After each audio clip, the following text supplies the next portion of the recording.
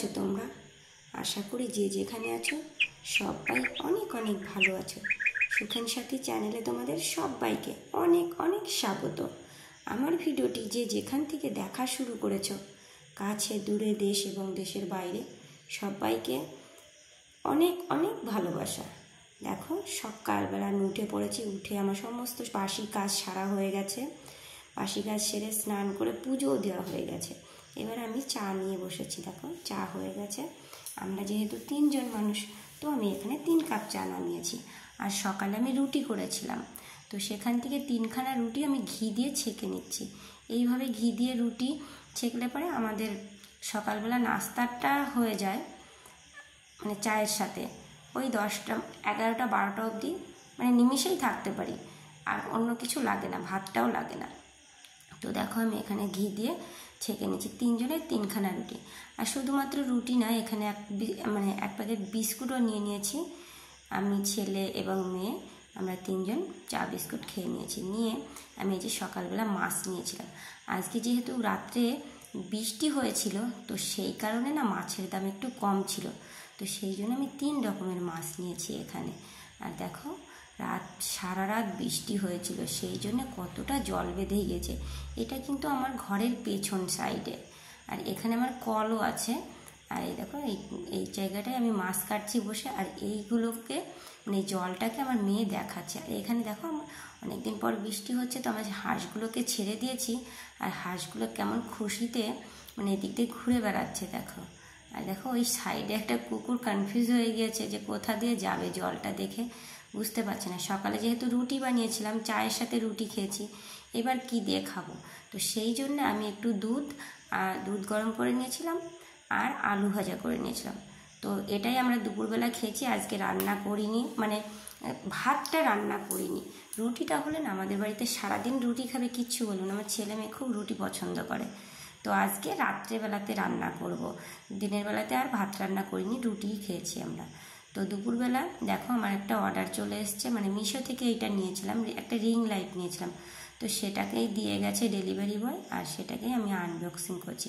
তো আমি যে রেট দিয়ে আমি এটা নিয়েছি, তো সেই রেটে এটা ঠিকই এসছে, ভালো, মানে আমার ভালোই পছন্দ হয়েছে। খুলে দেখো তোমাদেরকে আমি দেখাচ্ছি।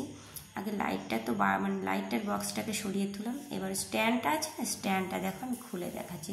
ভালো এসছিল, আমি দেখো খুলে তোমাদের দেখ, সুন্দর এসছে, মানে আমি যে টাকা দিয়ে নিয়েছি সেই টাকাতে একদমই পারফেক্ট এসছে। তো এই রিং লাইটটাকে আনবক্সিং করে মানে সেট করে আমি ঘরে রেখে দিলাম ভিডিও করার জন্য, বুঝেছ। তো এইবার আমি মানে সারা সপ্তাহে না আমি বিড়ি বেঁধে থেয়েছি, যেহেতু এখন বৃষ্টি বর্ষা চলে এসছে।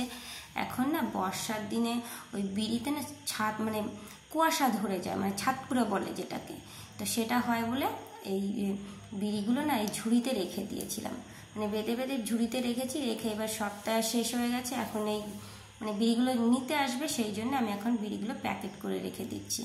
তো বিড়ি প্যাকেট করার পরে দেখো 3000 বিড়ি আমার এখানে হয়েছিল। তো সারা সপ্তাহে আমি 3000 বিড়ি বেঁধেছি। আগে কিন্তু অনেক বিড়ি বাঁধতে পারতাম, 6 থেকে 7000 বিড়ি আমি বাঁধতে পারি। তো এই যে ইউটিউবে যে কাজ করা শুরু করেছি, ভিডিও বানাচ্ছি, এই কারণে না আমি বিড়ি বাঁধা অনেকটা কমিয়ে দিয়েছি। কমিয়ে দেওয়া মানে কি, আমি বিড়ি বাঁধতে পারছি না, মানে টাইম নেই, ভিডিও বানাবো, এডিট করা, তারপরে অনেকটা কাজ, এখানে অনেকটা টাইম দিতে হচ্ছে, সেই কারণে আমি বিড়িটা বাঁধতে পারছি না। আমি কিন্তু সপ্তাহে ওই যে 1 থেকে মানে 900, 1000, 1200 এরকম টাকা ইনকাম করতাম, তো এখন সেটা আর হচ্ছে না। আর তখন না বিড়ি বাঁধার পরে খুবই গরম লাগছিল, তো একটু মানে নাইটিটা চেঞ্জ করে নিয়েছিলাম, মানে ভিজে গেছিলো একদম, গরমে বসে বসে বিড়িগুলো প্যাকেট করছিলাম, তো ভিজে গিয়েছিলো, নাইটিটা চেঞ্জ করে নিয়েছি।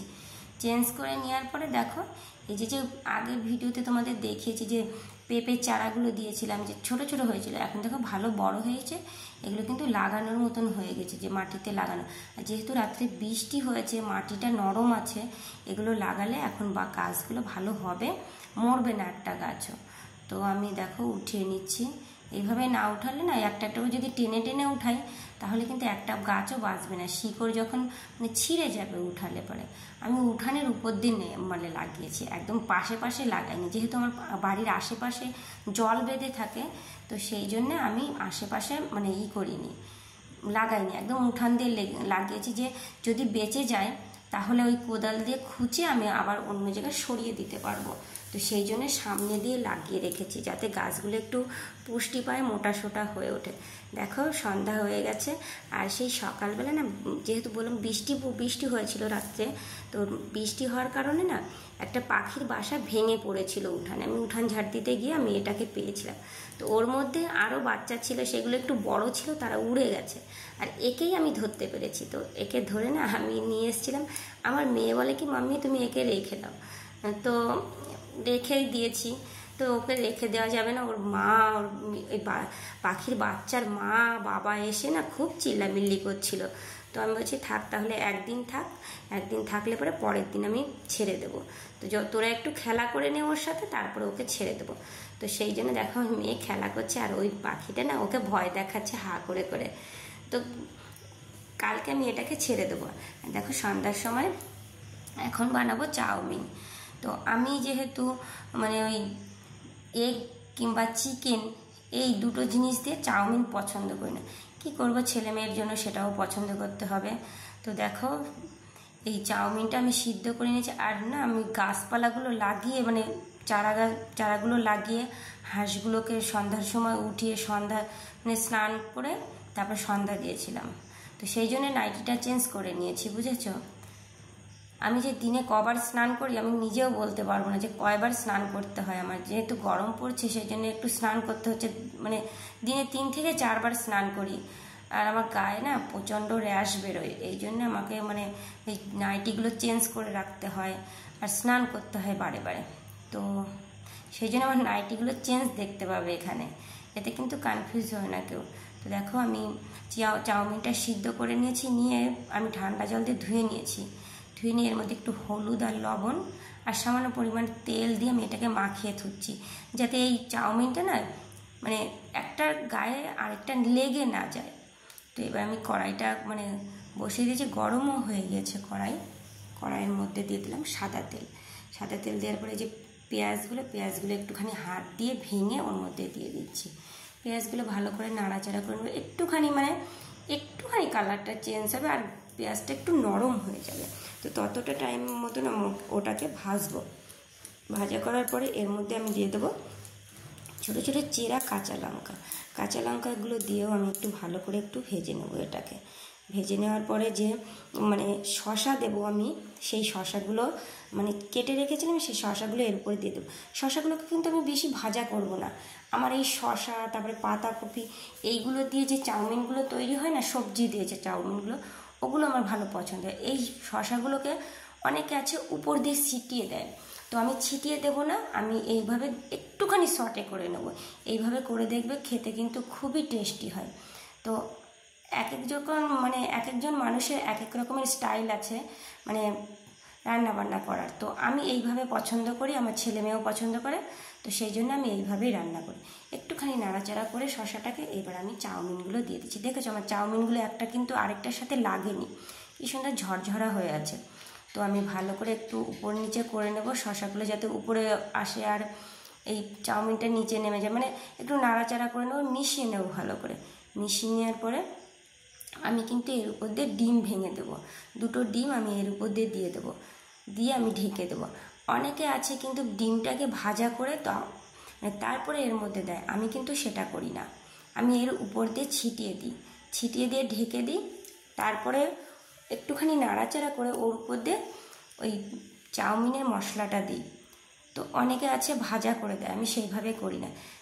বারবারই বলছি যে এক এক রকমের মানুষের এক এক রকমের স্টাইল হচ্ছে রান্না করার, তো আমি এইভাবে রান্না করি আর এইভাবে আমাদের বাড়িতে পছন্দ করে। তোমরাও একবার ট্রাই করে দেখবে, কিন্তু দুর্দান্ত লাগে খেতে। এর উপর দিয়ে একটু মানে চাউমিনের মশলা দিয়ে আমি এটাকে নামিয়ে নেব। আর ভিডিওটি বেশি বড় করব না, এই অবধি। ভিডিওটি যদি ভালো লেগে থাকে তোমাদের, তবে একটা লাইক, কমেন্ট, শেয়ার আর সাবস্ক্রাইব করে দিও। দেখা হবে অন্য কোনো ভিডিওতে। আর রাতে কিছু ইন্টারেস্টিং জিনিস ছিল না যেটা তোমাদের সাথে শেয়ার করা, ভিডিওটি এই অবধি। বাই বন্ধুরা, সবাই ভালো থেকো, সুস্থ থেকো, বাই বাই।